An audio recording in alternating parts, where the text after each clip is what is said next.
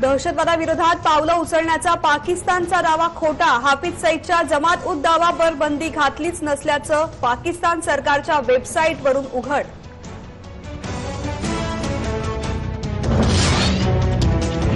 हवाई हल्ल्याच्या वेळी बालाकोटमध्ये 300 मोबाईल सक्रिय असल्याचं स्पष्ट।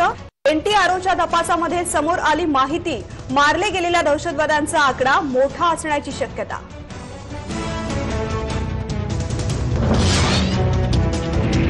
राजस्थानमध्ये भारताच्या सुखोई 30 विमानानं पाकिस्तानचं ड्रोन पाडलं। बिकानेरच्या नाल सेक्टरमधील घटना।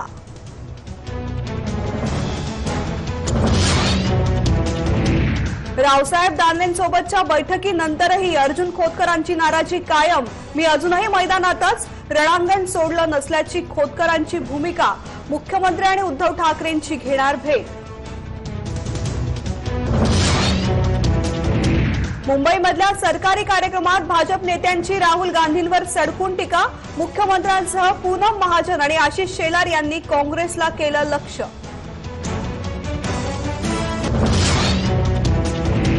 प्रकाश आंबेडकर यांनी नुसत्या कुरापती काढण्यापेक्षा महाआघाडीत सामील व्हावं। पृथ्वीराज चव्हाण यांचा टोला।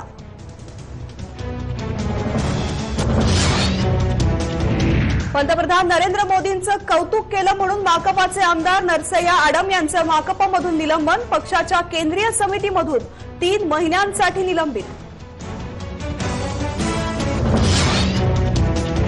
दिल्ली जगातलं सर्वाधिक प्रदूषित शहर। ग्रीनपीस इंडिया संस्थेचा अहवाल। जगातल्या 62 सर्वाधिक प्रदूषित शहरांमध्ये दिल्ली आघाडीवर।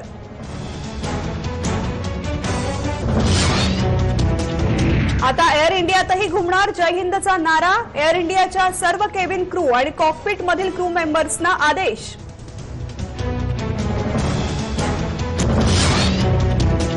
भारत आणि ऑस्ट्रेलिया दरम्यान आज दुसरा एकदिवसीय सामना। दुसरा सामना जिंकून मालिकेमध्ये आघाडी घेण्यासाठी टीम इंडिया सज्ज।